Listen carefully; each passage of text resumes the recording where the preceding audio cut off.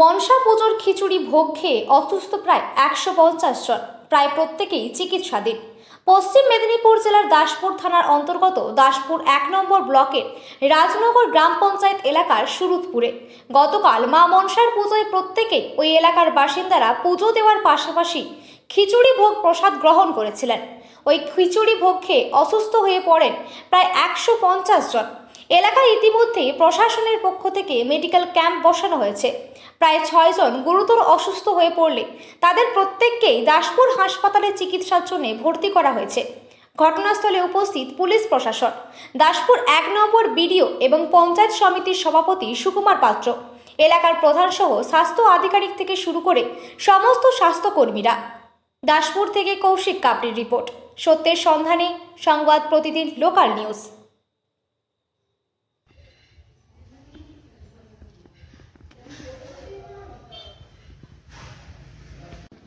গতকাল রাত্রে এখানে একটা মনসা পূজা ছিল। সেই মনসা পূজাতে খিচুড়ি তরকারি একটা ব্যাপার ছিল, প্রায় ৩০০ লোকের মতো নিমন্ত্রণ ছিল। তারপর আজকে কালকে রাত থেকে কিছু কিছু মানুষের সিমটম আসে। সকালে এখানে স্থানীয় মেম্বার বিকাশের দ্বারা আমি খবরটা পাই, যেখানে প্রায় শতাধিক মানুষ মানে তার বিষক্রিয়া, খাদ্য বিষক্রিয়ার মতো হয়ে গিয়ে অসুবিধা হচ্ছে শারীরিকভাবে। কেউ বমি করছে, কেউ পায়খানা করছে, কারো পেটের যন্ত্রণা হচ্ছে। এই খবরটা আমরা পাই। খবরটা আমরা পাওয়ার সাথে সাথে আমাদের বিএমএইচের দপ্তরে জানাই, সভাপতিকে জানিয়েছি, বিডিও স্যারকে জানিয়েছি।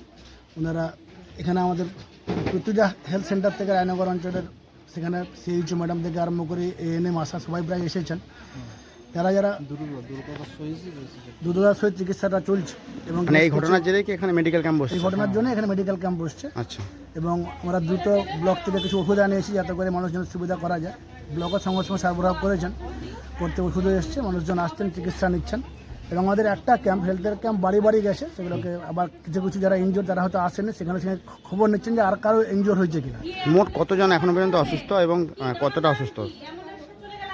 এখন এখানের যে মেডিকেল রিপোর্ট এখানে ১০০ পেরিয়ে গেছে। আচ্ছা। তারপরে তো বাড়িতে আরও আছে। আচ্ছা, তারা কি এখন আসেনি না?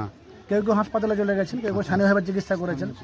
প্রায় ১৫০-র উপর মানুষ এখানে হয়েছে, এফেক্টেড হয়েছে। মানে এখন এই মুহূর্তে এখন পরিষেবা চলছে? এই মুহূর্তে পরিষেবা চলছে, সারাদিন এই ক্যাম্প খোলা থাকবে। আমরা গ্রাম পঞ্চায়েত সর্বতভাবে সাহায্য করব, যা কিছু প্রয়োজন হয় আমরা। মানে মূলত বমি আর পায়খানা নিয়ে অসুস্থ হচ্ছে নাকি? হ্যাঁ,